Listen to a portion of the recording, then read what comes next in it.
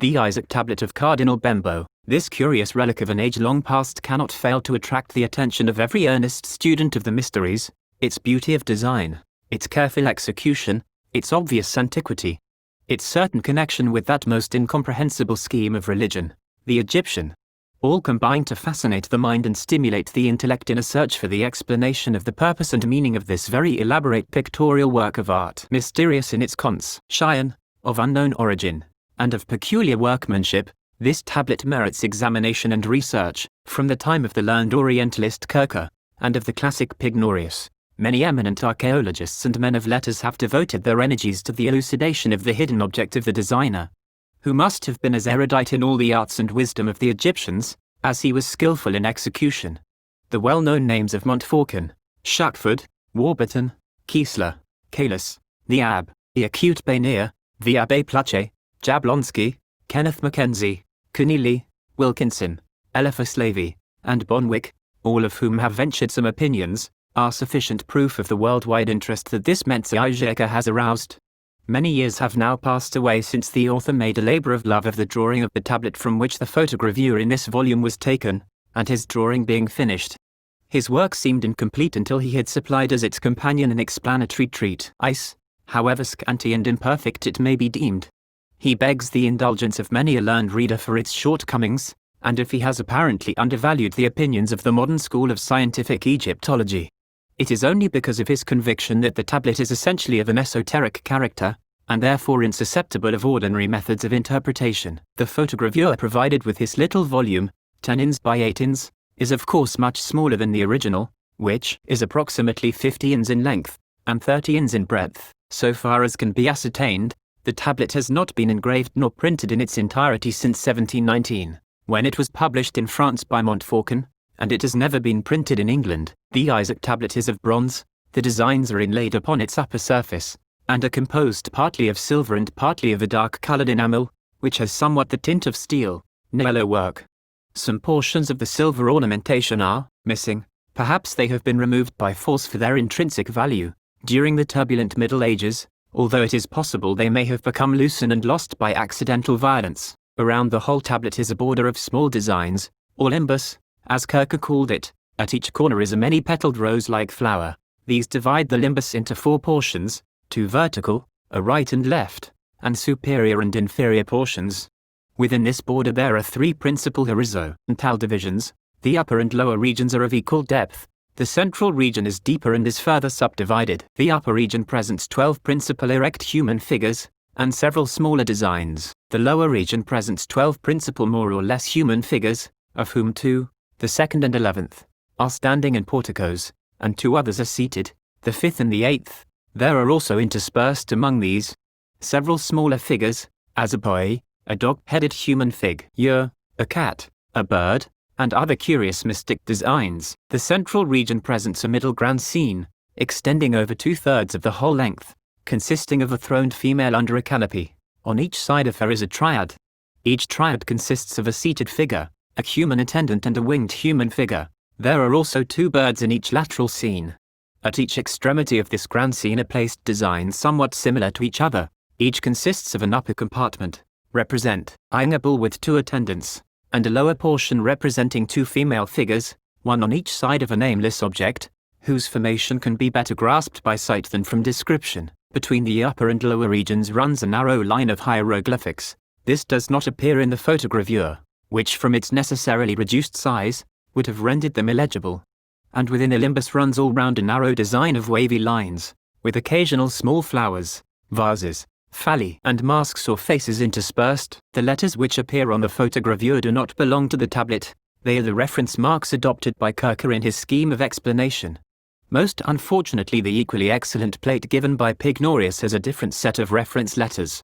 The only omission from the photogravure is that of the series of very small designs on the plain border of the central canopy and its basement. These are all similar, and consist each one of a square, a circle within it, and within the circle 4 diameters, dividing it into 8 spaces. It will not be necessary to describe each figure minutely, as the plate can be referred to, and comments on each figure will be found later on, especially in the detailed explanation of Kircher, and the shorter references to other authors.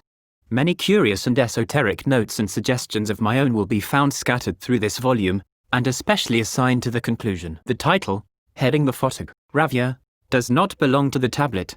It is the superscription given by Kircher to his drawing of the tablet, and reads as follows: a true and genuine copy of the Isiac Tablet, or most ancient brazen tablet engraved with the sacred letters of the Egyptians, for the first time produced from the Museum of Torquatus Bembo, in the year 1559, hence it is called Bembine, Isiaca of Parma.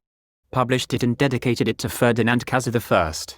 Athanasius Kircher, the Jesuit, devotes this as a monument more enduring than brass. Having reduced it to a more convenient size, he is the interpreter of the same. Rome 1654. This most interesting and mysterious tablet appears to have been treasured in one of the palaces in Rome, at the time when the Constable of Bourbon, in command of an army of the Emperor Charles V of Germany, overran Italy and sacked the city. In the year 1527, it then fell into the hands of a blacksmith, or iron worker, who sold it for a large sum of money to Cardinal Bembo. After his death it came into the possession of the Dukes of Mantua, in whose treasure house it figured as a relic of the past until 1630, when Mantua was plundered and burnt by an army under one of the generals of the Emperor Ferdinand II. It was then once more lost sight of, and indeed many important authors state that it was never seen again, but was probably destroyed by some of the ignorant soldiery, in removing from its surface the silver plates for the purpose of sale. There is, however, at least one author who gives a correct account of the history of the tablet after the siege of Mantua in 1630, all on it Johann Georg Kiesler, who published in 1740 his travels through Germany, Italy, and other countries. In his account of the palace in Turin, he says that when Mantua was plundered, the tablet fell into the hands of Cardinal Parva, who made a present of it to the Duke of Savoy, by whom it was preserved. It was finally presented to the King of Sardinia, in whose palace, at Turin, in 1730 it was made a great favour to him to be allowed to see it, because it was very carefully guarded. He describes it as a pretty large copper plate, with silver imagery inlaid, amid a blue steel enamel. He states that Pignorius' large plate is the real size, and that Montfaucon has in his copy inverted it. This is an error, but Herwart de Hohenberg has done so. The Guide to Northern Italy by Murray states that the tablet is now exhibited in Turin at the Museum of Egyptian Antiquarians. He gives us the dimensions 4 feet 2 inches by 2 feet 5½ inches. He states, without giving authorities, that it was first discovered on Mount Aventine in Rome at a spot where a temple to Isis once stood. Having been again lost at the sack of Rome, it was refound in 1709 at Turin, carried away to Paris in 1797 and returned to Italy at the peace. He suggests that it was made in the time of the Roman Emperor Hadrian. Baedeker, also without quoting any authority, states that the tablet was first found in 1549 during the papacy of Paul III at the Villa Caffarelli at Rome. Anis de Vico, who published his splendid identical-sized drawing of the tablet in 1559 at Venice, gives the following as the title: Vetustis imitabula anni hieroglyphicis. Hoc estate sacris Egyptiarum litteris calata typus. Quem ex torquati Bembi museoin. MDLIX annis vicus parmensis sedidit, ac imp. Cas. Ferdinando didicavit, nunc denuo publica utilitalis ergo, e tenebris in lucem prodit. This volume has no history of the tablet, nor any attempt at description. A second edition appeared also at Venice in 1600, published by Jacques Franco. Caylus prints a copy of this one. John George Herwart de Hohenberg has also reproduced a drawing of the tablet in his work Thesaurus Hieroglyphicorum, 1610, and a diagram professing to explain it, in his Admiranda Ethnica Theologia Mysteria, 1625. In this latter book he suggests that the tablet is a sort of nautical map and that all the figures are points of the compass. So far, as I have been able to ascertain, the oldest treatise on the Bembine tablet is that of Laurentius Pignorius, of Padua, published at Venice in 1605, entitled, An Accurate Explanation of the Very Ancient Brazen Tablet. Engraved with the sacred figures of the Egyptians, it is furnished with a reduced-sized drawing of the tablet. It is dedicated to Cazza Baronius, a cardinal under the papacy of Clement VIII. Pignorius, or Lorenzo Pignoria, as he was also called, died in 1631, but another edition of his book was published in 1669, by Andreas Frisius. He distinguishes the figures by means of letters, and his plate is of full size. The plate of the first edition has no letters of reference.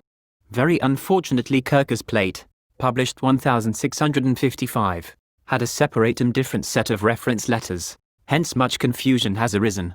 The photogravure in this volume has the lettering of Kircher, and my drawing is an accurate copy of the plate in the Oedipus Aegyptiacus.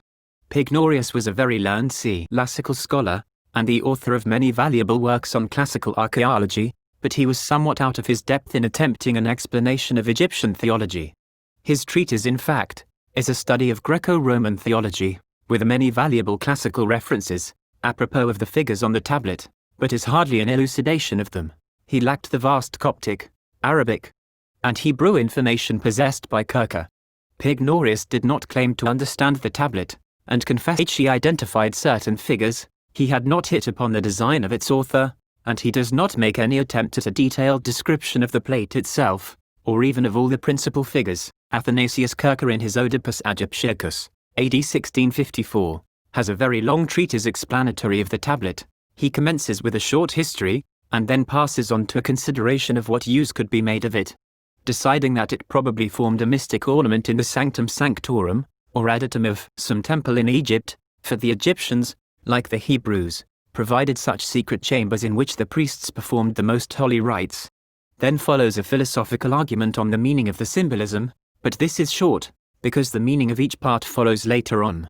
It embodies the doctrine of the triple arrangement of the constitution of the world, interarchetypal, intellectual, and sensible. The paternal mind as a center gives motion and animation to all things, and marks every thing with the characteristic of Trinity. The universe is regulated from the paternal foundation through three triads. This foundation is variously called the Iynex, soul of the world, the Pantamorphous Redeemer, and by Philo, the constructive wisdom, and exists in the perfection of triads of Pater, Potentia, and Mater or Mens, the Father, the Power, and the Mother, or Design, coexisting with faith, truth, and love.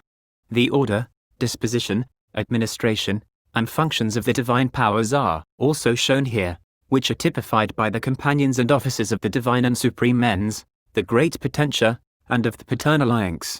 Here are seen the Rectores Mundorum, rulers of the worlds, each with his notable symbols, whether of air, or of fire, or of material things. Here are also the Paters Fontium, the fathers of the fountains, sources, origins, causes, whose care and duty it is to decide and preserve the Principia, the dominions, the elements of all things, and the inviolable laws of nature. Here, the curious reader may perceive the Zonia, and the Ozonia, divinities not bound to any certain sphere, each with proper ornaments, and relegated to male and female forms. Indeed, the formation of the tablet is such that it must also be effectual as an amulet against evil influences. He then describes the divisions of the tablet, which need not be repeated here, and points out 8 special points of notice in the figures: the headdress, clothing, wands, and weapons, hieroglyphics, the actions implied, the position, erect or seated, and the form, sometimes animal, at others human, in other cases, combined. The Egyptians considered the divinity in 2 manners, as an eternal existence, self-constituted and quite apart from terrestrial concerns, or in connection with created objects which it governs by ministering spirits. And secondary powers they admitted a triple essence of deity, and also a triform secondary divinity, as they had learned of Hermes Trismegist, us. This divinity imprinted his seal upon all earthly things, both living and dead. Upon this same essential plan was this tablet constructed. This system of philosophy and theosophy which Kircher associates with the Isiac Tablet, is of an extremely occult character. It is almost identical with that form which is ascribed to Zoroaster, as founder of the Chaldean or Chaldaic system. It has many points in common with the Kabbalistic scheme of the ancient Hebrews, which is known to us chiefly through the medium of the Zohar and Sefer Yetzirah. A large portion of the former work is now for the first time being translated into English and published by Mr. S. L. McGregor Mathers, and the latter has been translated from the original Hebrew versions by myself. This Sefer Yetzirah, as Eliphas Levi pointed out, throws much light on this tablet. The Chaldean doctrines are fully described by T. Stanley the Elder, in his History of Philosophy, 1740. The eternal being is first, with an emanity on of light and fire, then powers of eternal and incorporeal, in 3 orders. First, intelligible. Second, intelligible and intellectual. And third, intellectual. And lastly mortals. In the second form are placed fountains and principles, and also Ozonia, or unzoned gods, not restricted to any particular sphere, and the zonia, or deities restricted to special worlds. Angels and souls succeed these. The pater, potentia and mens, so often alluded to by Kircher, are referred to the order of intelligibles. The iynx, this word has in Greek several meanings: passion, desire, magic wheel, a charm, a wryneck bird, heads the second order of intelligibles and intellectuals, to whom follow the synarches and the teletarchs. The third order includes the once above, Hecate, the twice above, the three Amylicti, and the Hippezicus, 7 fountains of power.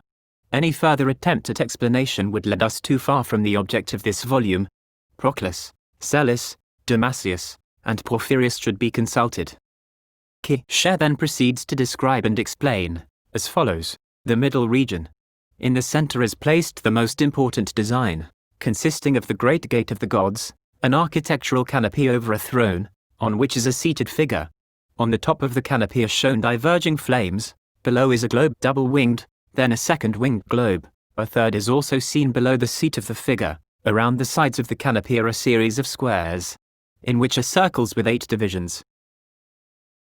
A column marked with alternate black and white bands and surmounted by a head of Isis stands on each side of this canopy. Seated within is the figure of a female, dressed from waist downwards with feather markings, and having many closely placed breasts, not shown in the drawing. On her head a fillet, and a Numidian bird, the turkey, surmounting this. On its back a basket from which arise 2 persea leaves and 2 horns, these latter bound a disc on which is a scarabæus. In her right hand is a lotus flowered scepter, and her left hand is raised in attitude of command. Her seat is plain, but a sitting dog is engraved on it. Below her seat is another design, an abacus, within which lies a monster Nepher, part lion, part hawk, a canopus between its 4 paws. Behind it is seen a globe winged and combined with a serpent, over its head is a crescent moon, and a sun within it. On each side of the canopy are placed columns, and on each is a serpent, as if as a guard. There are 3 principal figures on each side of the goddess, each triad OQR on the right, and XYZ on the left, consists of 1 seated figure, and 2 standing ones. Note that O and Z are clothed alike. R and X next the canopy have similar pedestals, wands and head. Dress, Q is ibis-headed, and Y is a seated dart female human figure. This central canopy represents the diffusion of the triform supreme mens in the universal ways of the 3 worlds, from which process of evolution this sensible world or universe emerges. Called by Plutarch the born of Horus, and by the Egyptians the great gate of the gods, the diverging flames on the summit of the canopy mean the eternal and incorruptible supreme mens, full of fire, light, and life. The influence is communicated to the intellectual, sensible, and elementary worlds. As pictured by the 3 winged globes, the seated figure is the supreme mind, or pantamorphos IYNX multiform sphinx, or logos, word, or soul of the world, and is placed here in the middle, as in the center of universal nature. The sitting posture denotes power and dominion. The dog is drawn on the seat, because the Isiac iynx is associated with the dog star, Sirius, or Sothis. The feather-winged clothing of the limbs denotes the sublime velocity of the higher powers. The abundance of breasts denotes the unlimited powers of creation and preservation. The necklets denote the celestial orbs in constant movement. The fillet on the head, or covering, denotes the hidden procedure of nature. And the turkey, the Numidian bird of martial, of many colors and spots, denotes the variety of created things. The basket denotes abundance, and the persea denotes that wisdom which administers all events. The horns denote the moon, and the scarabæus and disc the sun. The scepter denotes that all things are modelled after the pattern of the paternal mens. And the lotus means the unwearied procession alike by night and day. The raised left hand denotes the ruling power whose every command is fulfilled. This mother of universal nature the Egyptians called Isis. Of her they indited the inscription, Ego Isis omnisumide quod estate, et fut, et erit, et meum peplum nemo mortalium unquam retexit. I am Isis. I am all that is, that has been, and that will be, and no mortal has ever yet withdrawn my veil. The squares and quaternary, and the octuple division of the circles, which form a design on the columns of the canopy, denote the numbers 4 and 8, which together produce 12, the symbol of mundane perfection. The alternate dark and white spaces on the columns refer to the ever-varying vicissitudes of terrestrial affairs. The 2 serpents on standards are Ophiani and Agathodemons, good divinities. They indicate the life of earthly being, vegetable and animal, which need heat and moisture.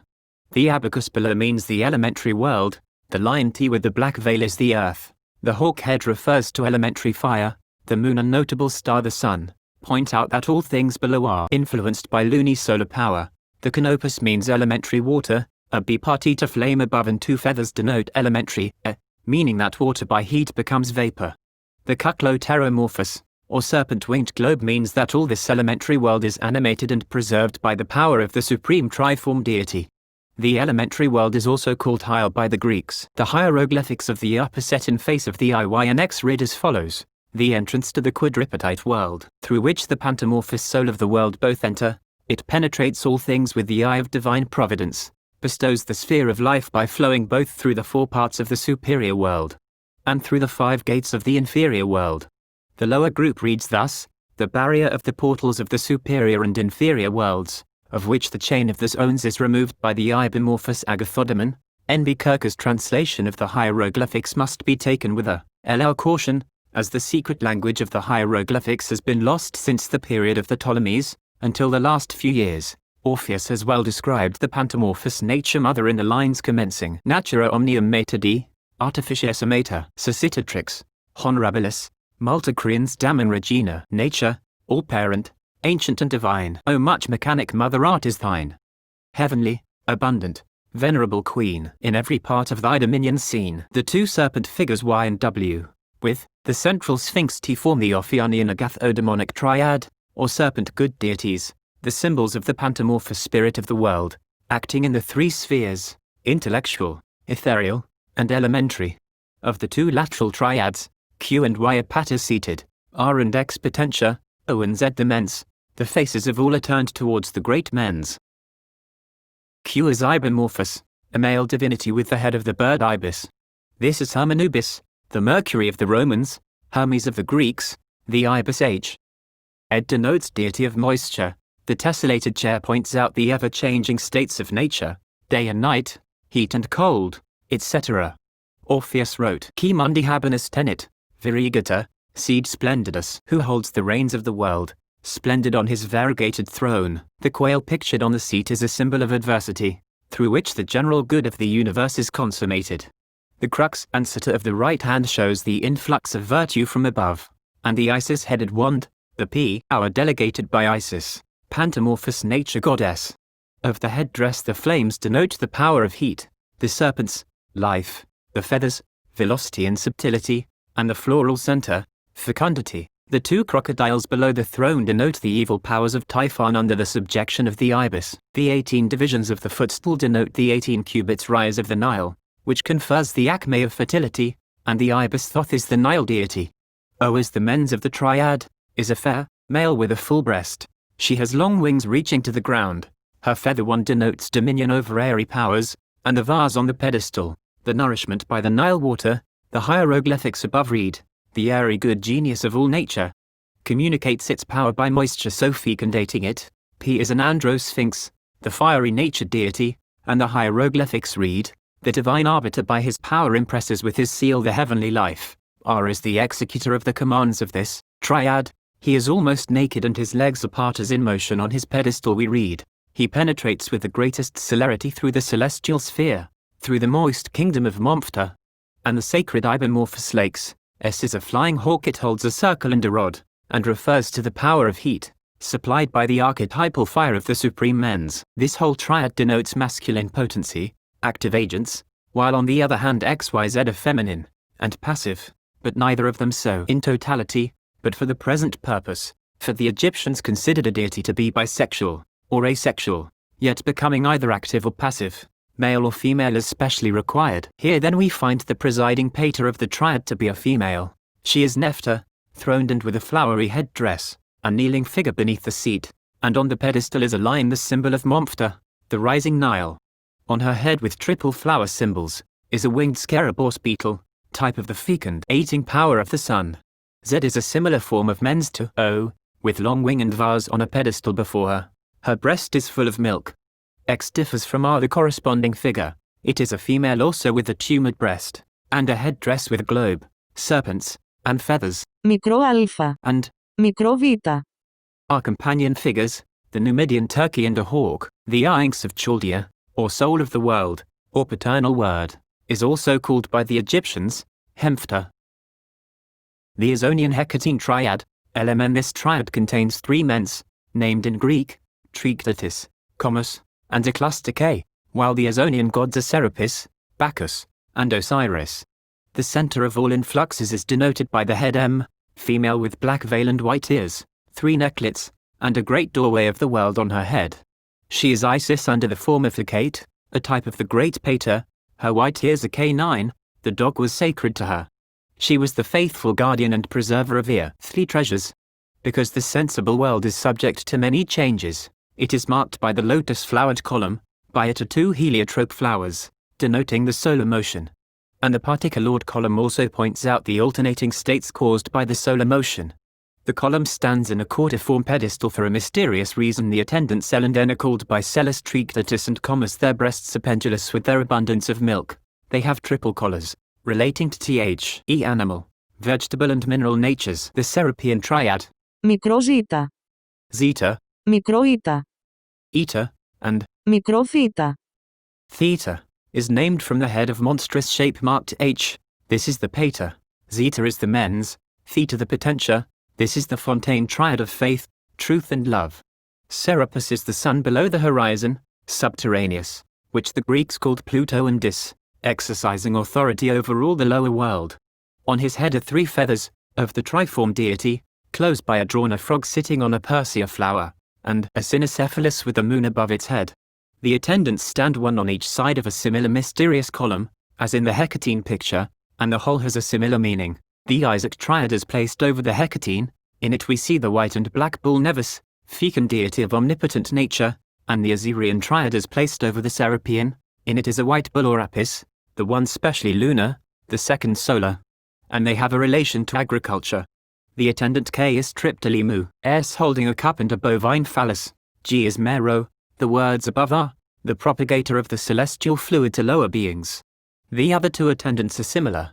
Pignorius names the two bulls, Oniphus and Menaphis. Kircher then sums up the objects in the middle region as follows: the first triad of the fiery archetypal world, the triform world of life, and the uncreated world bring forth seven triads, genii of the universe. Iangean, Ophionian or world of life and fire, ethereal. Ibomorphic or world of moisture, ethereal. Nephton or world of fecundity, ethereal. Isaac or world of the moon, sidereal. Assyrian or world of the sun, sidereal. Hecatic or world of vegetable growth, sublunar. Serapean or world of subterraneous existence. The Kabbalists describe 10 worlds, of which the three highest, referring to Kether, Chokmah and Bina, are concealed, and are also denoted by the mystic AMS either male or female. They also specify 4 worlds, the Azalith for deity, Briah, 4 archangels, Yetzirah for angels, and Ashia for demons, human beings and matter.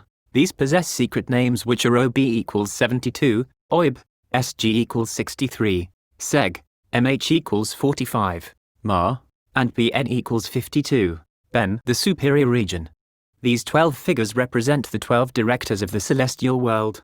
They are selected into 4 triads, and answer to our 12 signs of the zodiac, and 12 months.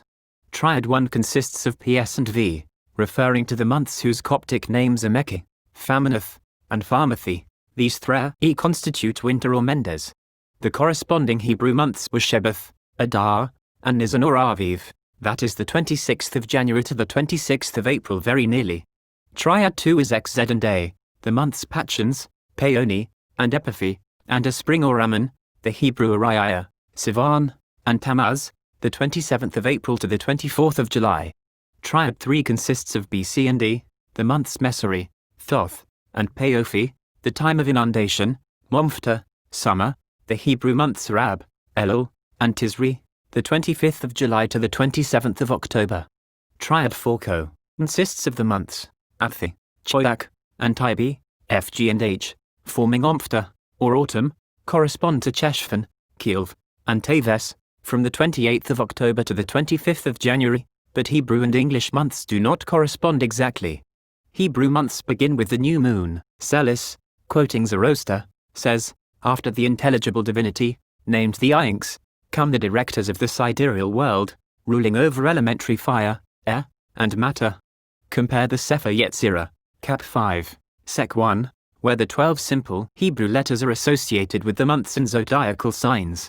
The most ancient Egyptian zodiacal signs were, according to Kircher, Ammon, Apis, Helitomenon and Harpocrates, Hermann Ubis, Momphta, Isis, Omphta, Typhon, Nephthys, Mendes, Canopus, and Ichton. The later demotic zodiacal figures were in the same order: a skin, bull, shoots of a plant, scarabors, knife, virgin, solar mountain, snake, arrow, life, water, and fish. In the S the pater, V the mens, or mother, and P the potentia, form the triad of Mendes, the goat, which is seen on the altar M. This symbol refers to the fecundity of the earth ready to nourish the germs of growth. It was customary to sacrifice goats at this season as an appeal for a favorable season. Capricornus, translated into the skies, according to the Greeks, refers to Mendes. Pis male, and Vir female with tumored breast. Each carries a crux and set, a token of the apotropon numen, or intercessory deity. These are symbolical of the active and passive powers of nature. Q and T tablets acting as amulets. In the second triad of Ammon, X is the pater, Z the mater or mens, and A the potentia. Note the ram Ammon seen above standing by a plant with 3 fructifying branches, symbol of the intense and ripening heat of the season. Rabbi Jehuda in the Zohar says, to denote heat they drew a ram, the horns diverging upwards being types of flames of fire. X is Ammon as a warrior with a lance, a nilotic phenicopterus in his left hand. The is often combined with Osiris. Z is Mother Isis, to whom corn and fruit are dedicated. The potentia carries an ibis feather in the right hand and a vase of Nile water in the left. Pignorius says that the peculiar conical skirt of A is to insinuate priapism. Y. The cynocephalus marks the vernal equinox. Below his seat are 6 circles with crosses of 4 lines, referring to 24, because at the equinox, when the day is 12 hours long, this animal was said urinum redir every hour through the day, and through the night 24 times. The third triad, named Momphta, refers to summer. Its figures are B, C and D. It is so called because Momphta is the presiding genius of Leo, the rising Nile, which D, the Nilotic Sphinx, expresses. On the head of D are the crescent moon and the sun dart dark. On the base are 6 quadruped circles, or 24 days of increase, and 24 days of decrease.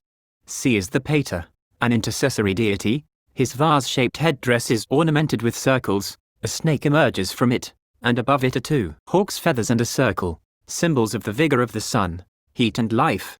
His companions are the mens, an Isis E, and the potentia B. He has a white headdress, a vase above it, then horns, star, and feathers. In her right hand a feathered scepter, 2 triangular sistra hang from it. The horns are Isaac and the star is Saphis, whose heliacal rising preceded the inundation. The scepter is a weapon against Typhon, who is always supposed to be disturbed by music or noise. B carries an absinthe branch, and has a thermothis on her head. The absinthe, enemy of putrefaction, was plentiful at the beginning of the month Thoth. The fourth triad is called Omphta, and concerns the autumn. Omphta is the protector of the sign Libra, a beneficent deity, ruling when the land of Egypt, pregnant with moisture after the inundation, is so disposed to fecundity. It is the figure G, with the thyrsus in the right, and the phallus circulatus in the left hand. The companion F holds a cooker-headed wand and I, in the left hand a cup of black earth, alluvium, a happy augury for agriculture, which is referred to by the beast's tails of dart F and GH as an atoning deity, carrying a lotus flower wand, to ward off attacks of Typhon, the evil one. She also has a full breast, symbol of fruitfulness, the inferior region. This contains 12 principal figures, the fathers of the perennial fountains, the rulers of the terrestrial world. These are also divided into 4 series of triads. Μικρό ψάι. FFHH, the western, Ξίο σίγμα. the north, Ταφ βαθμοί Φαρενάιτ χ. the southern, Μικρό λάμδα. MN, the eastern. The triad of the great east gate of the world presents M, the boy Horus, enclosed in the portico. He is involved in a network, holds a wand with a cooker head and a cross upon it, and also a square and a trumpet. Behind his neck hangs a triangle with a globe emerging from it. The portico is ornamented with a winged globe above, and its sides with quadruped circles, and 5 pointed stars alternately placed. This gate admits all light, life, and motion, symbolized by the winged globe, to the 4 parts of the world, and the 5 orders of beings. Horus is the sun, which confers heat and light to our earth, and rises in the east. The network points out that its origin and powers are hidden from our knowledge. The cross denotes its power over the 4 elements. The cooker head denotes variety of production, the square denotes order and symmetry, and the clarion, harmony. Plato calls the triangle the symbol of the world. The hieroglyphic S on the pedestal read thus: the parent of vegetable nature, preserver of moisture, the sacred guardian of the Nile, Osiris, pantomorphous or many-formed genius of living beings and things, making them fertile. N is a female figure filleted, with a hawk on her head, offering 5 cups to Horus. This is the mater or mens of the triad.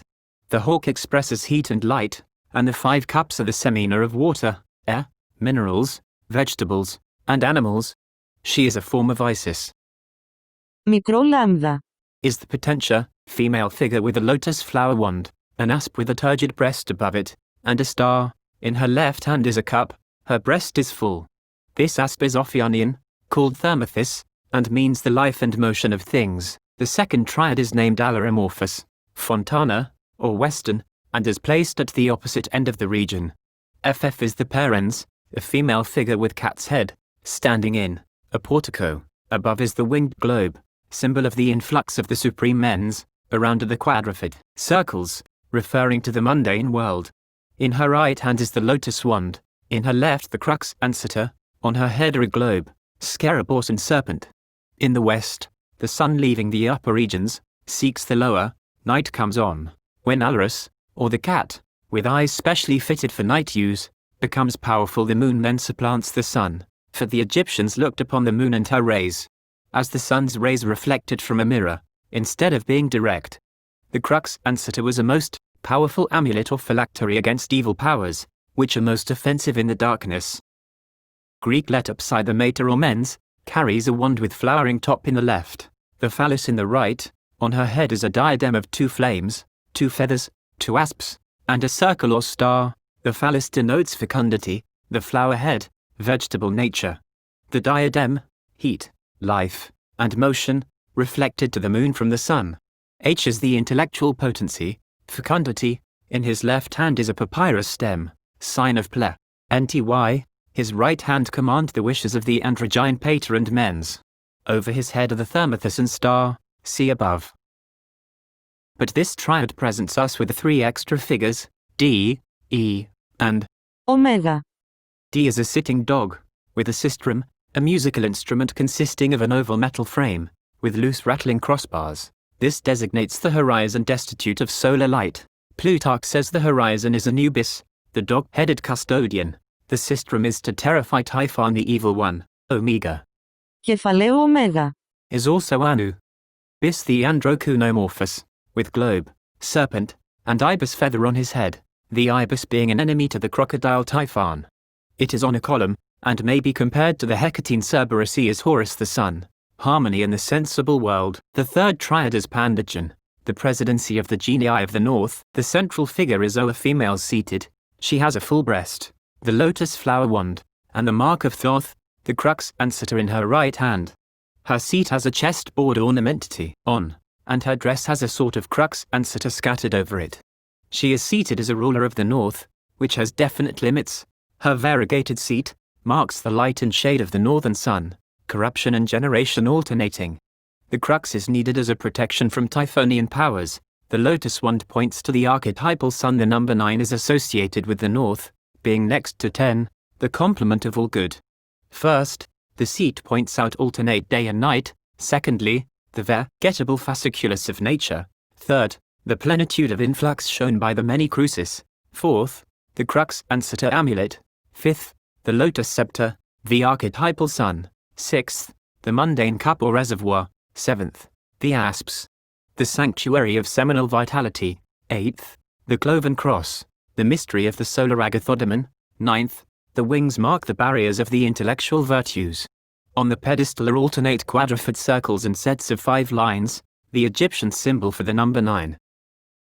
She, the attendant mens, has the cuckoo wand and the crux, and globe and serpents overhead. Κεφαλαίο σίγμα. Or sigma. The potentia on the left of Pandachis carries a quail, symbol of the wicked wiles of Typhon, against which the winged serpent globe, good deity, marked A, works with constancy. The fourth triad is Thorstic, the presidency of the southern genii. The pater, Μικρόφι. or phi, is seated on a throne, ornamented like that of the north. His right hand commands his men's tea, his left has a papyrus stem, his head is most special, being eurycomorphous, or like that of an hawk. He is seated as a ruler, and fixes the limits southwards. The hawk head refers to the solar intelligence, life, light and spirit. He is called Thorstus, and Baoth, which means the heart of life. His crown is marked with many circles, which means dominion over many realms. The number 7 is dedicated to him. Note the quadruped circles and 3 lines, recurring on the pedestal. His companion tea offers him a cup of Nile water, and a hawk is feather. She is clothed with a deer skin. These mean the heat-producing southern climate, so valuable for growth. On her head is a vase of flowers, with a statue of Hecate. This tea is the subterranean Isis, called by the Greeks Persephone, the deity of flowers, fruit, and vegetables, and refers to the richness and fertility of the southern Nile. Μικρόχι. Orkai, the Thorstic potentia, is also a female figure, with body and lower limbs covered by hawk's wings wrapped around them. The pharaonic bird, he turkey, is on her head, and above it a cup, from which emerged a cow's horns, with the dog star, Suthis, between them. This lady is the Nilotic Isis. She is an atoning divinity. The Suthis was sacred to her. Suthis is also placed over Y, the scarabors with open wings. C is an ibis with a Nilotic vase from which grows the absinthe or syriphius, also sacred to Isis. It was supposed to purify water. The ibis is the agathodemon, or good genius of the Nile. The south of Egypt was always held in Reet veneration and was called the lamp of light, and the cup of the world. The Egyptians also called the north the right and the south the left of the universe, because the human heart sending forth vivifying blood to all the system is on the left side. So with the Nile, the fount of all moisture and fertility to Egypt. Osiris, a Nile deity, was black like the fertilizing Nile mud, hence Chem, Ham, words derived from the Chaldees Chm, heat and blackness. Horus was not painted black, although the son of Osiris. There is a mystical illusion in this blackness of the god. He is the lower shadow of a great light one, black by contrast. Levi says that a great secret of the Egyptian mysteries was revealed when the neophyte of the priesthood was told, Osiris estate undunwa, Levi, the limbus. Of this vast array of designs only a limited mention can be made on account of want of space. Upper row 1, a dog sitting before a sistrum and a vase of Nile water, and on either side a lotus flower and a persea leaf, a phallus behind and before him. The lotus was a white nympha with narrow lily-like leaves. Its flower rose above the water and expanded at sunrise, and closed and sank at sunset. The pendant persea leaf is tongue-shaped. Its plant had a heart-shaped fruit.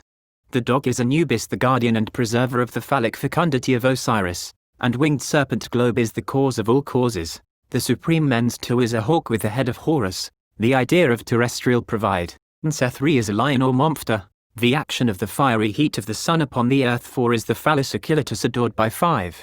Nephta praying for fecundity. 6 with hawk head and usp body is a good deity, symbol of light, life and motion, acting under 7. A bovine head meaning lunar influence. 8. A frog upon an altar, living in Nile mud, was sacred to Isis, but was a type of the lowest creatures in formation. 9 is an androsphinx, man lion with a kneeling man. 10. Before him 11, 12, 13, 14 are a boa, T with a Nevis bull and attendants. This boat is the famous Egyptian Bares. It has a hawk figurehead, Horus with a nor, a plant of the sacred Erica, erect persea leaves, a square in front of the bull, and a guardian ibis with a feather, and a crescent moon on her head. A lotus flower is on the poop of the vessel. This vessel is the vehicle of the supreme influence passing down through all the universal paths of the world. 15, 16, 17. A worshipper is Horus. Then the hawk is Thorstica, solar, and a goat's head on an altar refers to Mendes or Simmons, the Greek Pan the fertilizer. Then follow 18 and 19, the worshipper, and Ammon. Ram 20 is a vase of Nile water used at the festival of the entry of the sun into Aries, or spring. Then follow 21, a cynocephalus. 22, a worshipper. 23, a wine-bearing fountain of Hecate, and 24, a hawk-headed lion sphinx, with a canopus. 25, the lion is Osiris causing an influx over the sensible world. Horus. 27, 28 is the lunisolar influence affecting the 29 frog or mud, or primeval matter to fertilize it. 30. This sphinx is Hemphter, the supreme intelligence. 32. Lion sphinx is the archetypal fire. 33. Iberform is the archetypal humidity. 34. Asp sphinx means the genius of life, heat and motion. 36. The Meligris, the genius seminalium rationum. 39. 40.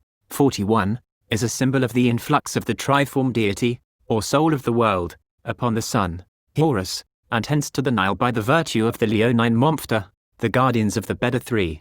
The man-headed Canopus, the hawk-headed Nilotic Osiris, and the dog-headed Anubis, denoting the power of humidity, lunisolar influence, and guardianship. 42. The Nevis bull is the universe. 45. 46. The conjunction of the Iberform Nile genius and Leo 9, heat. 47. 48. 49. The ship of Ammon, with Horus's guide. 50. 51. Conjunction of Momphtha Leo, heat, and Mendes, goat, fecundity. 52. 53. 54. Iberform lunar intelligence, conjoining with solar. 55. 56. 57. Conjunction of the Anubis mens with the Lun, Isola Cynocephalus. 58 is the sensible world, and 59 is the soul of the world, the Scarabors conjoined. 60. The Sothiac mens, that of the canicula or dog star. The last portion of Limbus contains atoning deities. 61. The genius of horns, before the Ophionian mens. 62. 63 is like 30. 64. 65. 66. The hawk-headed Agathodaemon of Ormuzd, with the Nevis bull. 67. 68. 69.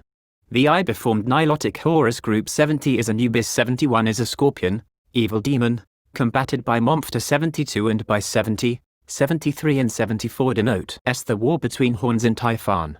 The plant by 70 and 71 was called Mars, blood, and also Motmetin, and was a Portulica. The title meant delivering from death. It was used also as a medicine to combat fevers and inflammations. The true original Sphinx I believe to have been the virgin-headed and bosomed, lion-bodied conception, symbol of the zodiacal signs Leo and Virgo, under whose influence the revivification of Egypt by the Nile inundation occurred. In his extremely valuable work, Ellen. Antiquité expliquée, Bernard de Montfaucon, de Bénédictine, published in Paris, 1719, en engraving, c'est by Kesley Toby inverted, of the Isiac Tablet, and a chapter of description is added. IDM it to be a general sketch of the religion and superstition of Egypt, and appear really symbolical and enigmatic. It is an attentive vast collection of figures, arranged in such a definite manner. Must through some mystical meaning, buant it to be decided what the tablet be. Story of the gods, or some system enveloped in religious secrecy, or ceremonies, or whether the tablet has a moral design, or even if it be a resume of all these, hesitation is necessary. One thing is plain, certain characters appear several times, and act the same parts, yet the scenes are varied, as in a drama.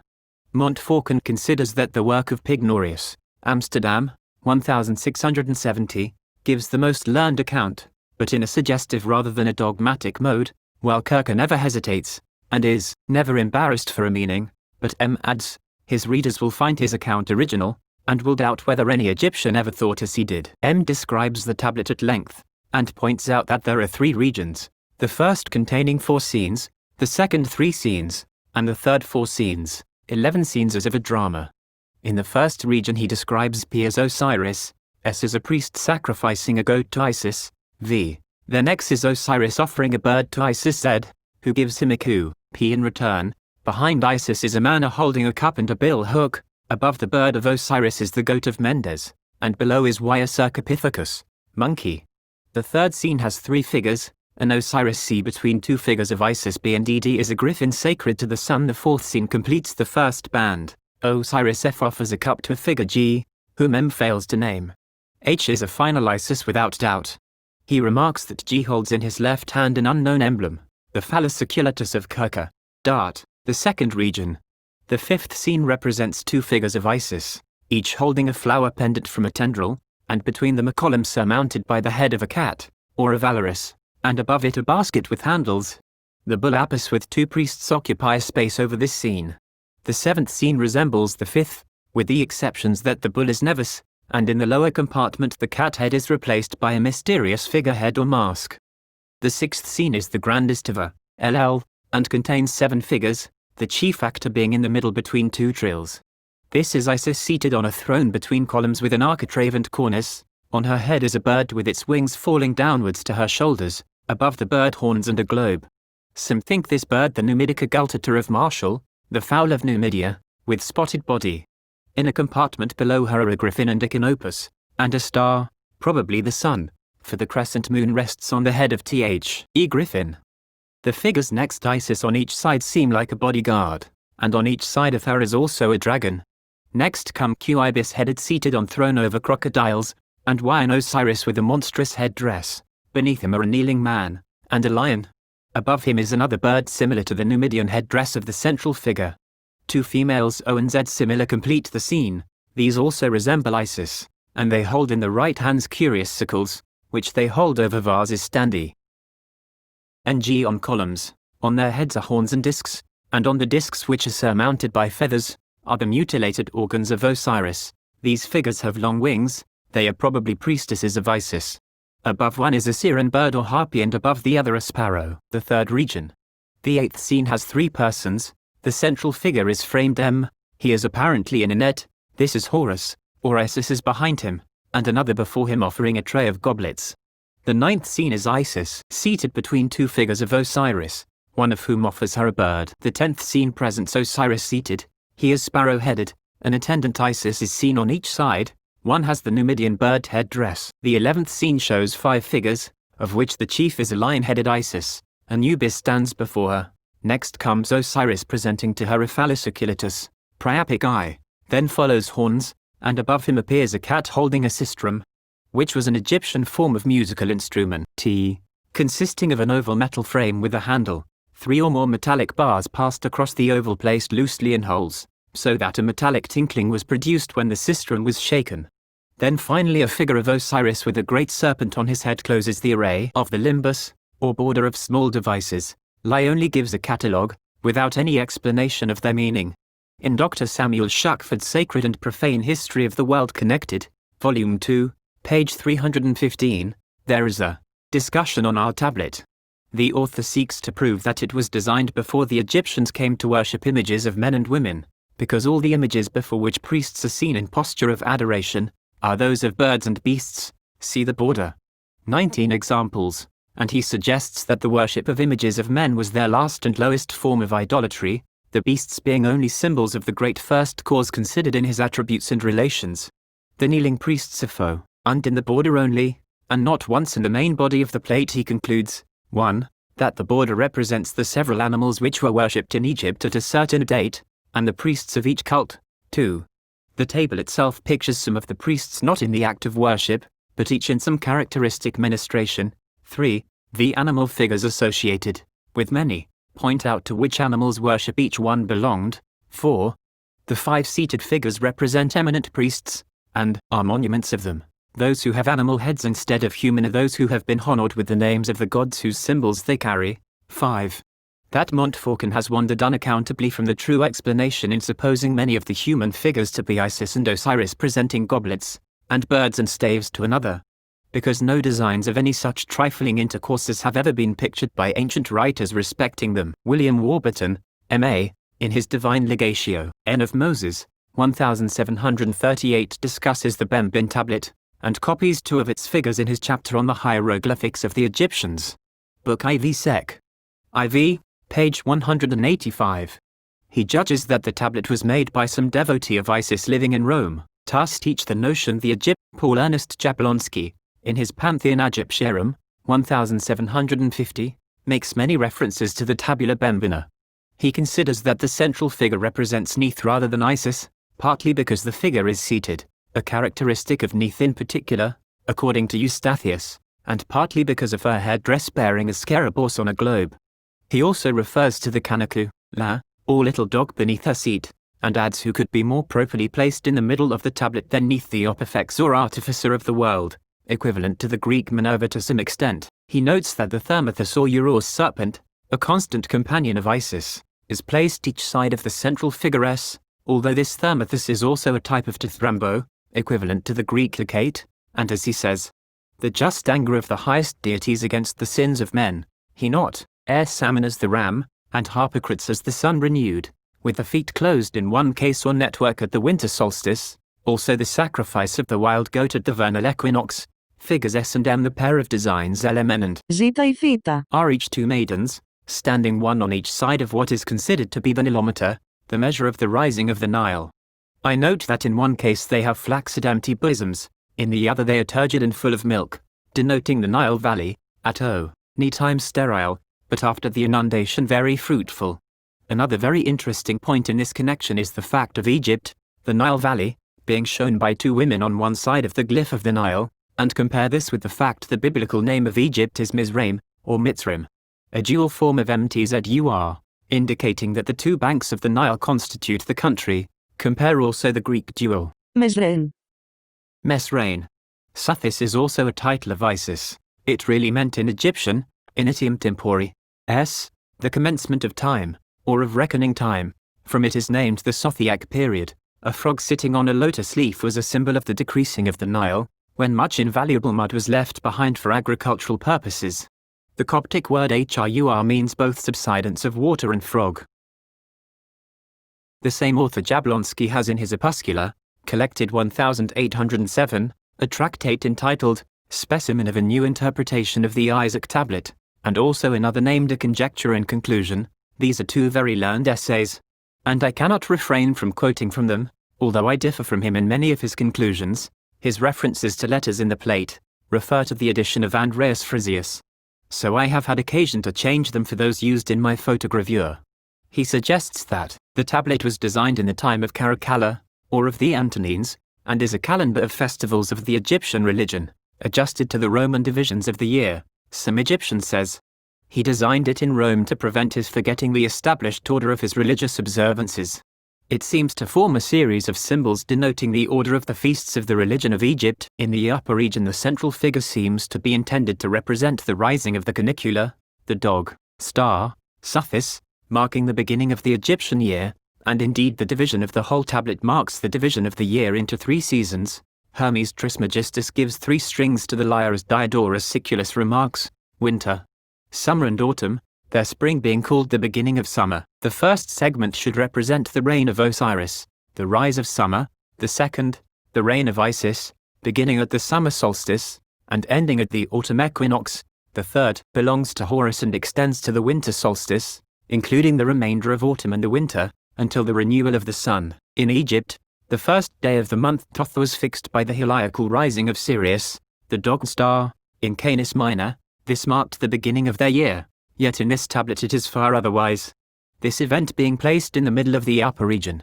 The Romans had their feast of the new sun, or the finding of Osiris, on the 25th of December, which the Egyptians kept as a feast on the 11th day of Tybi, or the 6th of January. Hence it seems likely that the design was intended to fix Egyptian feasts on the Roman calendar, and was conceived about the date of the emperors M. Aurelius, Commodes, or Caracalla, AD 161 to 116.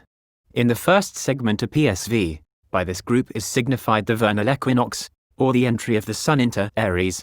The first figure P is Osiris, with the crux and citer in his right hand, symbol of the energy of the phallus, fecundity, and life. In high S left hand a wand headed by a hoopoe or lapwing, a notable bird, typifying gratitude. S is Horus, standing between Osiris and Isis, and sacrificing an oryx, a goat with a long neck, no beard, and straight horns. A famous festival was held at the full moon before the vernal equinox, and sacrifices were offered. V is Isis holding the crux and citer in the left hand. X is Horus as a hunter, with a spear and holding a bird. Y is a cynocephalus, meaning an equinox the vernal. It is ornamented with the lunar horns, orb, and asp of Isis. Above this the ram of Ammon specially honored at Thebes. It refers to the entry of Sol into Aries. Here ends Jablonski's specimen of interpretation. In his second essay, The Conjecture and Conclusion, he deals with the omega, and FF at the end of the lower region. E is Horus newly born, or Osiris refound, which comes to the same thing.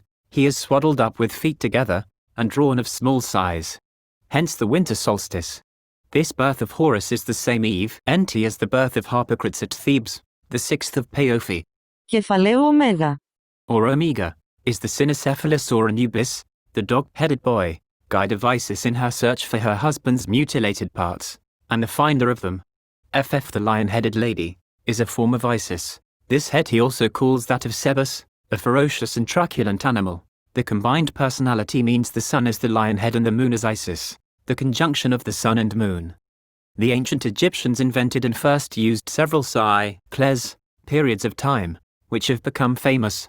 Of these, one was the Apis cycle of 25 years, another the Phoenix cycle of 500 years, but most renowned was the Zodiac cycle of 1460 years. This latter began when the first day of the month Thoth or Teot coincided with the heliacal rising of Sirius, or Sothis, the canicular or dog star in the constellation Canis Minor. Such a cycle began in BC 2782, another in BC 1322, the date of the commencement of the reign of the pharaoh Ramesses or Meneptah, and ended AD 138. Among the ancient Egyptians, the seasons did not always coincide with the same monthly periods, because the number of the days were lunar. Their year consisted of 12 lunar months, to which they added 5 intercalary days, the festivals of Hesiri or Osiris, Set or Typhon, His or Isis, and Nebti or Nephthys. At the present time, the annual inundation commences about the end of June, and is at its height about the end of September. Count Caelus, in his Recueil d'Antiquités, Volume 7, remarks, "This monument does not seem to date so far back in Egyptian history as the biblical pharaohs." As a proof of this, notice that the arms and legs are free and show a movement rare in the very ancient Egyptian designs, but if more recent than some extant works of art. It yet preserves the memory of the most ancient usages to which the Egyptians were always devoutly attached. This tablet would serve to fix and preserve the Egyptian theology. He notes that every figure is drawn with a face in profile, that if the designs are not elegant, they are all drawn well proportioned, and that all are adult persons, except the sun Horus. The great distinction between the figures conferred by the various headdresses is noticeable, because on account of the heat of the climate, so simple a form of clothing was necessary. That differences of rank could not be represented by the body dress. The use of special batons and scepters, as shown in the tablet, led him to believe that the use of them arose in Egypt. All the seated figures are probably divinities, either superior or inferior, for if a priest be drawn sitting, he has no special headdress. Commencing at the center, Group 1. Isis is found seated on a throne, under a canopy. The serpents on either side of her are of the sort called Thebanassa or Aphilinus, or flying serpents. They are not venomous, perhaps these are male and female. Before and behind Isis are found triads of figures, each triad an inferior deity, or monument of some notability, between two other figures. There are also 2 birds aloft on each side of the Isis. Caelus makes no attempt to name or explain any of these figures. Groups 2 and 3 are similar. The first behind the Isis represents the bull Apis, that on the opposite side the bull Nevis. Each bull has a manger and 2 attendants. Apis is being offered 2 goblets, Nevis only 1. Apis is marked with a moon on the back and has a symbolic collar, and between the horns a disc with 1 marking. Nevis has 2. Apis is the lunar, and Nevis the solar bull. Below these bulls are 2 other similar designs, 1 below each. These consist of 2 females, 1 on each side of an elevation. They at least have female breasts, but are otherwise like men in stature and dress. Above the elevated statue arrangement is in each case a head and face, very notable as being the only ones in the whole tablet not drawn in profile. The bearded figure is called the Aegisha en Dionysus or Bacchus. The female head is not named. He doubts whether the central ornaments be nilometers, and notes that they are not alike in the number of their markings, one having 24 and the other 19 only. In the first segment, PS and V form a 4th group, occupied in the sacrifice of a goat, or gazelle. The priest slaying the animal is seen by the headdress to belong to the cult of Y, the seated deity facing the central anx. V is a priestess, not a deity, and P is a soldier or guard, bearing on his head the same dress as that of the seated ibis-headed deity Q. The altar M is peculiar and deserves study. The 5th group, XZA, point to the cult of the ram, and of the dog Y. The ram is an emblem of Jupiter Ammon. X is a soldier and so is A, both have but little clothing. The clothing of Z is star-spotted, and she wears a deer skin. The 6th group, BCE, show a worship of the Sphinx. Note the lion eye. The 7th group shows no object of adoration. The priestess of Isis, H, is administering an oath to 2 soldiers. FG. Lower region. Group 8. M is Horus in a temple entrance, cased in like a mummy. The lady Μικρό λάμδα. bears a wand with a serpent named Theban Nasser, the other attendant N bears a hawk on her head. Note that all the three canopies of the tablet have the truly Egyptian form tapering upwards, the sides not vertical. Group 9 Μικρό ξι. is a soldier. Μικρό όμικρον. The seated goddess is Isis or Nephta. Group 10 the central hawk-headed figure, Μικρό φι. Phi, is consecrated to Isis. Th, the others T and X are attendants. Group 11 here we have a dog-headed lady, erect under a canopy, and two attendants with an Anubis. Caelus describes the figures of the limbus as forming 20 groups. The Abbé Bainier, in his work, Mythology Explained by History, 1738 devotes a chapter to the Isiac Tablet. He summarizes the views of Pignorius, Kircher, and Chiffelt, and adds that to him it seems a votive tablet which some worshipper had consecrated to Isis in return for some success or favor attributed to the goddess. It represents three forms of offerings to Isis: animals, plants, and libations, varieties which the giver had perhaps himself made use of. Such votive tablets were very common in the temples of pagan deities, as Juvenal notes. Satire 18, et quam votivitis danta fanatabella, plurima, pictors quis nescit abicide passi. The great English Masonic authority, the late Kenneth Mackenzie, always took a great interest in the relation of the tablet to modern tripartite craft masonry. The late Dr. Keneally made researches into the hidden meaning of the Bembine Tablet. He explains the roses at the corners, each of 12 petals as symbolizing the 12 incarnations of the Holy Spirit, the 12 messengers from God to man, who form an important feature of his doctrines of theosophy. He also notes a figure compounded of goat, deity, and lamb, messenger, with a mystic badge on the right shoulder indicative of the female, or Holy Spirit nature. Finkelmann, the great modern German Egyptologist, does not believe in Warburton's opinion that the tablet was made in Rome, for he justly remarks that hieroglyphics are never found on pseudo-Egyptian designs made by the Romans. I have obtained what may be considered the opinion of the most advanced school of Egyptology of the day.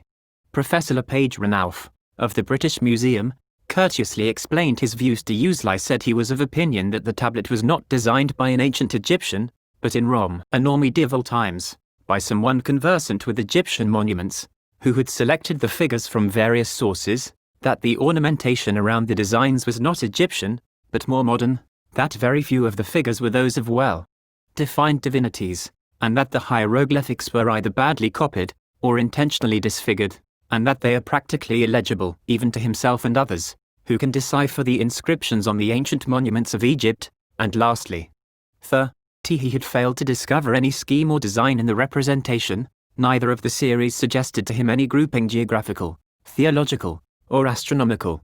He was further of opinion that the curious design seen in figures and called by old authors phallus occultus had no generative signification, but that these were the mystical eyes, which rather referred to the points of the horizon, north and south.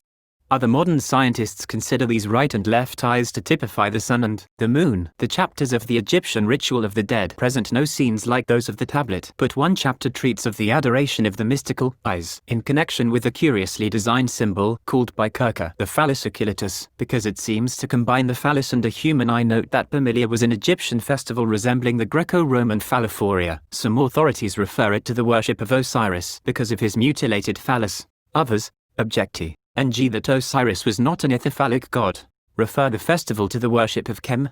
At any rate, it was at these festivals that this symbol was honored specially. Such is a brief summary of the opinions of the learned men who devoted special attention to our tablet. The extreme divergence of these views and other considerations have led me to conclude that the tablet was not intended to serve any public purpose, but was intrinsically and of design without meaning to the ordinary Egyptian, or worshipper of Isis, whether in Greece, Rome, or by the banks of the Nile. The designer arranged his figures and his symbols for an esoteric purpose.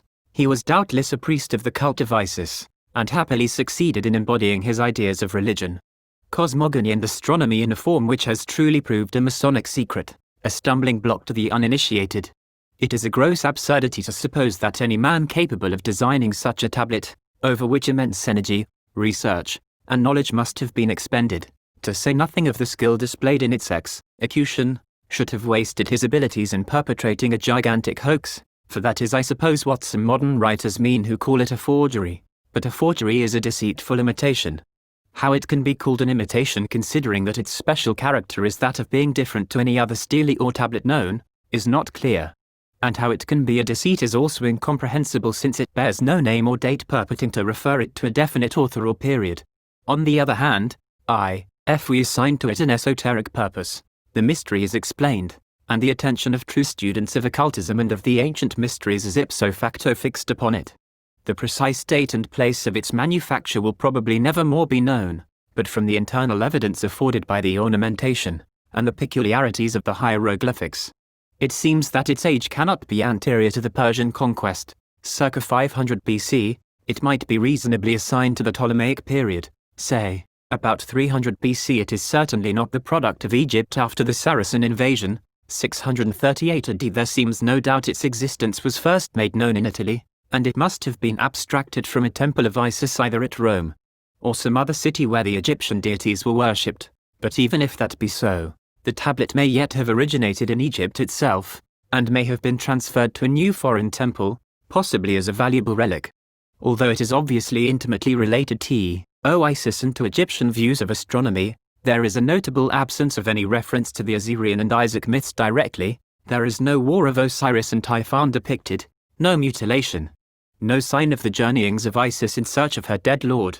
There is a notable absence of the most usual designs of Isis, and especially of Osiris. See the pictured forms in Bunsen and Wilkinson. There is no tamarisk tree, and there are no fish represented, and no musical instruments but one small sistrum at D in the lower region. Very few of the best known of the great gods of Egypt are recognizable as such. There are no Amun-Ra, Ithyphallic Chem, Cons, Harpocrates with the finger on his lip, Seb, nor Sutech, so that the tablet is not a diagrammatic pantheon. Almost all authorities agree on an astronomical explanation of the upper region. The middle region exhibits a supreme numen, divinity, surrounded by 6 others. These refer to the very ancient set of 7 planetary deities, Anal 7L, our Sephiroth. Then on each side are nilotic figures, the one, the nilotic alluvium, passive, the other bursting into fecundity, over these the solar bulls. The lower region shows 4 scenes, of 3 characters each, of these scenes to have the principal enthroned, and 2 principals are canopied. The limbus exhibits a series of acts of worship, and tutelary deities. There are 3 representations which are conspicuous by their absence, namely the 4 genii of the dead, Amzat, Happy, Tuamat, F, and Kebsnorf, the 42 assessors of the judgment after death, and also any representation of the scene in the Hall of Judgment. Some part of these allied figures are found in a very large number of Egyptian drawings, which form the designs of the 125th chapter of the Perem Hiu, or Ritual of the Dead. There are a few notable figures to which modern researchers assign certain meanings, which I must mention, but of course these may not have been introduced here in this esoteric tablet with those meanings. As to crowns, the crown of V is the head crown of the kings of Upper Egypt. That of Μικρό λάμδα. is the Techi crown of the kings of Lower Egypt. That of Κεφαλαίο σίγμα. and Βαθμοί Φαρενάιτ. the Shent crown of entire Egypt. Figure H in Upper region has the crown of Osiris, the Atif. The face H in the Serapean triad is the mask and plumes of Bez, who was a typhonic and priapic god. V and W, the serpents, have the crowns of Nisham and Elithea, goddess of Upper and Lower Egypt. Neither of the bulls have the true marks of Apis, white triangle on forehead, vulture on back, white crescent on shoulder, and a cross on the flank. The 2 boats of the limbus are the morning bark of Ra, the rising sun, and the evening bark of Tum, the setting sun. The Heraclean Sphinx is called Nefer. The figure H has the hieroglyphics of the name Isis, followed by a snake, which is a determinative of the names of goddesses. Figure 53 of the limbus is the Phoenix, or Phenicopterus. The Beno of Osiris 55 is the Sarcopith Us, or Happy, the ape. Similar to the Hindu Hanuman, the Nilotic Sphinx was an emblem of the world and year, and symbol of concealed wisdom. The Greek Nilus is N equals 50, E equals 5, I equals 10, L equals 30, O equals 70, S equals to 100. Total 365 days. The winged globe, and serpent holding a rod with 3 knots, is sometimes called Neph, and is said to have represented almost our modern idea of the Holy Ghost. It occurs at Μικρό αλφα. Nero and many times in the limbus. It is the arcana divina essentia, the globe denotes immensity, tie and eternity, the wings universality, the serpent life, the scepter dominion, the knots are unity, equality, connection and mutual harmony. But Neph was also a ram-headed god, and V is almost identical with Sati his wife, who is close to the ram over the XM in the lower row said by Kirker to be Horus, renewed Osiris, much resembles Te, and F is also similar to his wife Pashtor Bast. Μικρό χ. Ishatha, T of the inferior region is drawn as Nehameo, daughter of the sun and lady of Tentiris. The figure marked by S in the superior region resembles Merila, last of the incarnations of Ammon. The Greek small l or lambda marks the figure of Neith, or Minerva.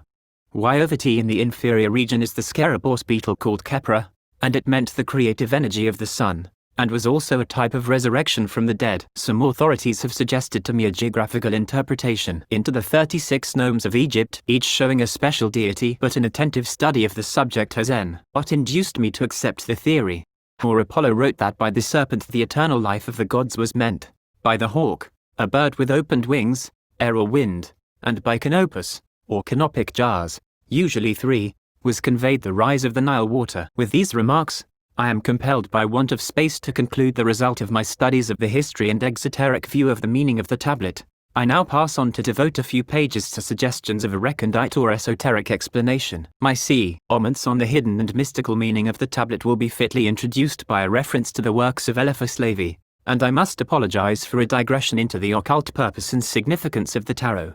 With any critic who has made no special study of the occult sciences, I must with the learned postal, plead, lector, quisquis es, aut perleget si pots perpendet intellige, aut abstine censura. I enter with extreme diffidence upon any representation of the opinions of the late Alphonse Louis Constant, better known as Eliphas Levi, but give a short resume of his own words, and point out the special character of the diagram he supplies. He was a philosopher entirely sui generis. Nature has made such minds but rarely, and doubtless years must pass away before we see his like again. His deep and earnest grasp of Kabbalistic lore, almost of itself puts him beyond any ordinary criticism, while his heartfelt enthusiasm for the higher magic carries conviction to the min-ds of readers, even when our ordinary natures pause on the limits of exoteric teaching, and hesitate to plunge into the paths of the unknown. To any person who has not grasped, I do not say, has not read, the dogmat ritual, no explanation of his opinions would be comprehensible. To those who have grasped the occultism of Levi, his view of the tablet is an unveiling of its secret, and the tablet becomes a pantacle. It is matter of satisfaction that his works are still procurable in the original, because the only English version, that of Mr. Arthur Edward Waite, although a judicious and skillful translation, is sadly marred by a rearrangement of the chapters, and even of the paragraphs, which changes have in many instances revealed even those secrets which Levi had illumined by his wisdom, and initiates will be apt to conceive that the translator, although able, was himself outside the veil, an uninitiate. In the Histoire de la Magie, Levi wrote, the most curious, and at the same time the most complete key to the tarot, or modern version of the famous Book of Thoth, is found in the Isiac Tablet of Cardinal Bembo, which has been represented by Kirker in his work on Egypt. This learned Jesuit has divined, without being able to establish complete proof, that this tablet contained a key in hieroglyphics to the sacred alphabet. It presents to us 3 groups of designs, above the 12 celestial mansions, and below the 12 laborious periods of the year, and in its central portion the 21 sacred signs, which correspond to the letters of the Hebrew alphabet. In the middle of the central portion is seated the image of the pantamorphous IYNX, an emblem of universal existence. Corresponding to the Hebrew letter Jod or I. Around the central anx are placed the Ophionian, or serpentine triad. These 3 forms refer to the 3 mother letters, A, M, and S of the Hebrew and Egyptian alphabets. On the right side of the anx are placed the Ibimorphous and Serapian triads, and on the left those of Nephta and of Hecate, symbols respectively of the active and the passive, the volatile and the fixed, the fecundating fire and the generative water. Each pair of triads in conjunction with the anx form a septenary. The center itself contains a septenary. Titus the 3 septenaries present us with the absolute number of the 3 worlds, and the complete number of primitive letters, to which is added a complementary sign, just as to the 9 numerals is added a 0. The 10 numerals added to the 22 ancient letters form the 32 ways or paths of Kabbalistic doctrine. This is all that Eliphas Levi writes directly about our tablet, but he adds a diagram, or plan of the whole table, except the limbus or border, and this diagram tells a more occult tale to the attentive student. It presents an even more esoteric view of the matter, which he has not thought fit to explain in words. Doubtless he considered that to the wise the diagram would speak sufficiently plain, and to the profane no explanation could carry instruction, hence I feel much hesitation in lifting the veil he has thought fit to leave over the subject. But at the request of the editor of the series of Bath occult reprints, I proceed to give a glimpse within the veil of the Isiac Isis. The diagram of Levi, by which he explains the mystery of the tablet, shows the upper region divided into the 4 seasons of the year, each with 3 signs of the zodiac, and he has added the 4-lettered sacred name, the tetragrammaton, assigning Jod to Aquarius, that is Canopus, he to Taurus, that is Apis, Vau to Leo, that is Momphtha, and he final to Typhon. Note the cherubic parallel, man, bull, lion, and eagle. The 4th form is found either as scorpion or eagle depending upon the occult good or evil intention. In the demotic zodiac, the snake replaces the scorpion. The lower region he ascribes to the 12 simple Hebrew letters, associating them with the 4 quarters of the horizon. Compare the Sefer Yetzirah, Cap V, Sec 1. The central region he ascribes to the solar powers and the planetary. In the middle we see above, the sun, marked Ops, and below it is a Solomon's seal, above a cross, a double triangle hexapla, 1 light and 1 dark triangle superposed, the whole form eyeing a sort of complex symbol of Venus. To the Ibimorphos he gives the 3 dark planets, Venus, Mercury. Baron Swedenborg says, the ancients who were versed in the science of correspondences made themselves images which corresponded with things celestial and were greatly delighted therewith by reason of their signification, and that they could discern in them what related to heaven and the church, and therefore they placed those images both in their temples and also in their houses, not with any intention to worship them, but to serve as a means of recollecting the celestial things signified by them. Hence in Egypt and in other places they made images of calves, oxen, serpents, and also of children, old men, and virgins, because calves and oxen signified the affections and powers of the natural man, serpents, the prudence and likewise cunning of the sensual man, children, innocence, old men, wisdom, and virgins, the affections of truth, and succeeding ages, when the science of correspondences was obliterated, began to adore as holy, and at length to worship as deities. The images and pictures set up by their forefathers because they found them in and about their temples, an hieroglyphic key to natural and spiritual mysteries, 1792. Editor. And Mars placed around a dark triangle erect, denoting fire. To the Neph and Triad he gives 3 light planets, Saturn, Luna, and Jupiter, around a light inverted triangle which denotes water. There is an S's, Sari connection between water, female power, passive principle, Binah, and Sephirotic mother, and bride. See the Kabbalah by S.L.M. Mathers. Note the ancient signs for the planets were all composed of a cross, solar disk and crescent. Venus is a cross below a sun disk, Mercury, a disk with a crescent above and cross below, Saturn is a cross whose lowest point touches the apex of the crescent, Jupiter is a crescent whose lowest point touches the left-hand end of a cross. All these are deep mist Aries. Note that Levi in his original plate transposed Serapis and Tokate, but not the Apis noir and Apis blanc, perhaps because of the head of Bez being associated by him with Tokate. Note that having referred the 12 simple letters to the lower, the 7 double must correspond to the central region of the planets, and then the great triad AMS, the mother letters representing air, water, and fire remain to be pictured. Around S the central anx, or Yod, by the Ophionian triad the 2 serpents and the Leonine sphinx. Levi's word ops in the center is the Latin ops, terra, genius of the earth, and the Greek ops, Rhea, or Cubal, Cybele, often drawn as a goddess seated in a chariot drawn by lions. She is crowned with turrets, and holds a key. See frontispiece to Asclepius, Bath occult reprint. The Apis bull was the image of the sun, on earth, and Serapis was the solar bull deified after death. Serapis is a shortened form of Osiri Apis. The Isiac Tablet, writes Levi, is a key to the NT Book of Thoth, which has survived to some extent the lapse of centuries and is pictured to us in the still comparatively ancient set of Cherokee cards.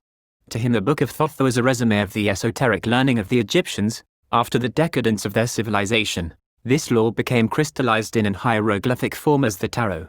This tarot having become partially or entirely forgotten or misunderstood, Its pictured symbols fell into the hands of the sham diviners, and of the providers of the public amusement by games of cards.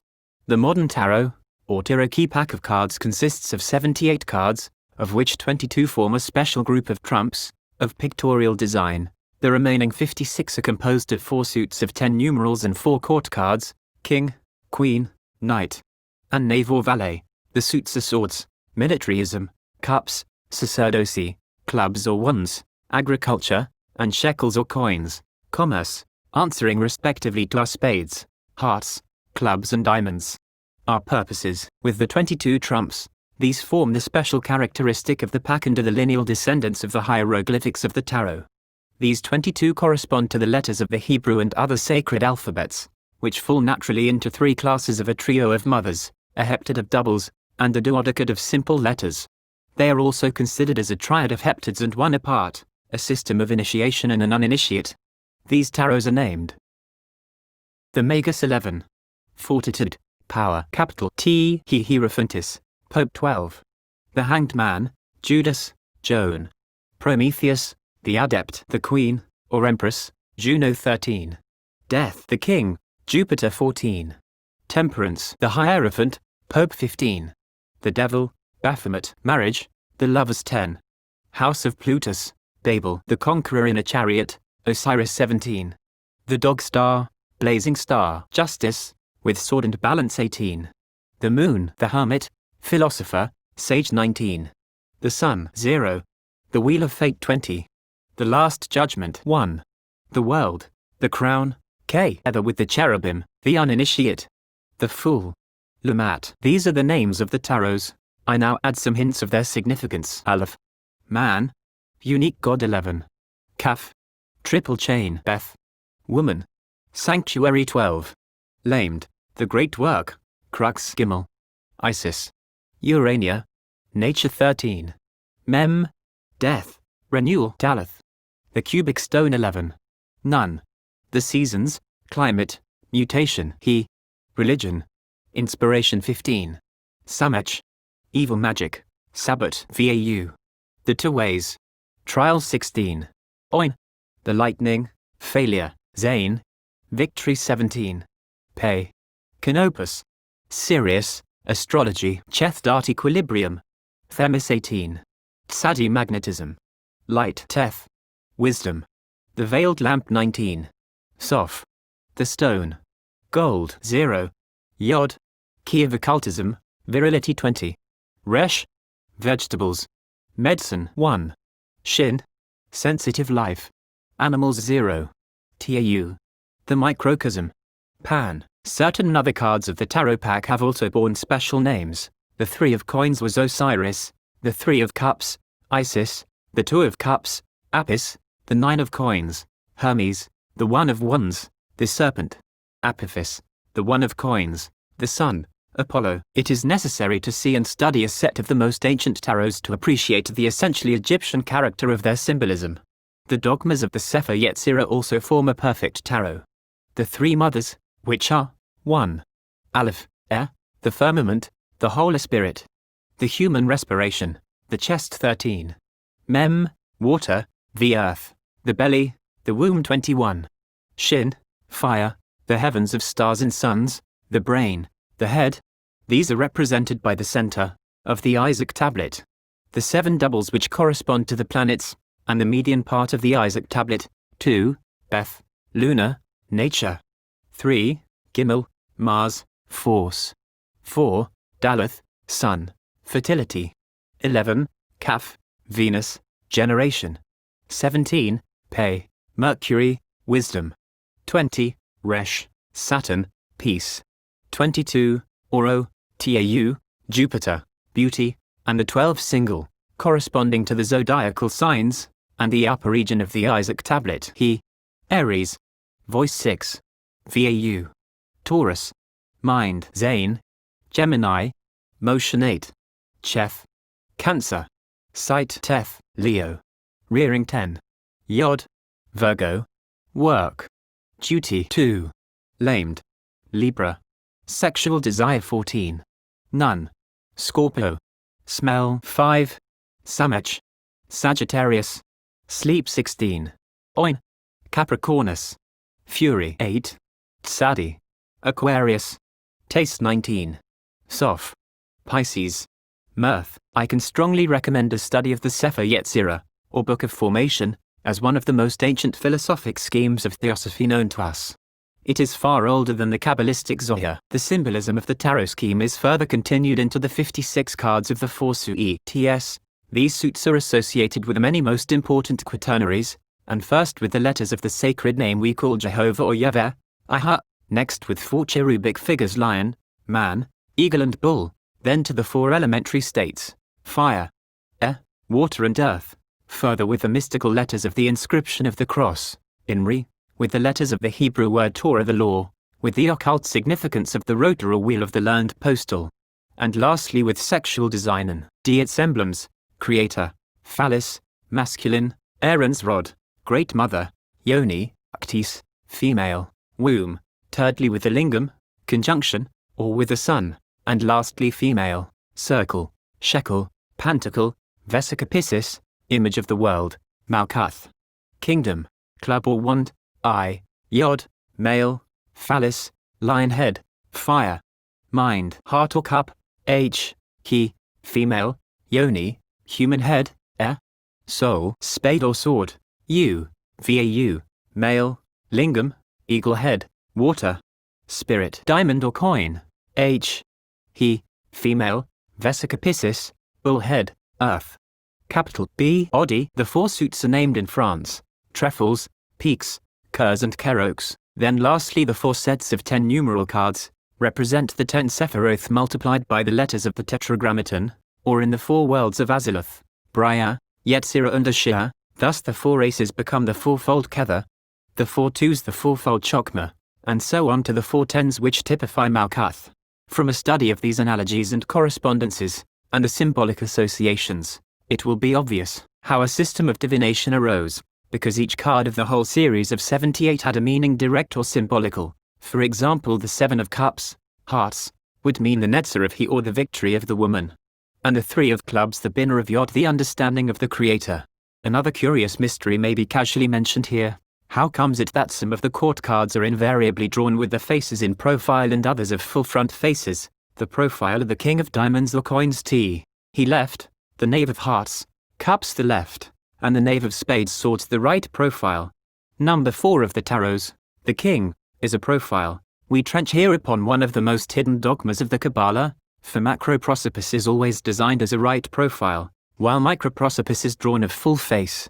He is the VAU of the Tetragrammaton.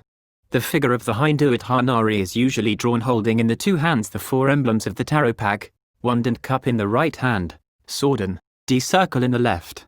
But enough of the tarot. In conclusion, I cannot refrain from quoting the words of Hermes Trismegistus, to be found in his dialogue of Asclepius, see Bath occult reprint, O Egypt, Egypt, religionum turum supererant, fabula, ec incredibiles posteris tuis. O Egypt, Egypt, there will remain of thy religions only vague legends which posterity will refuse to believe. Quod sis, nessus.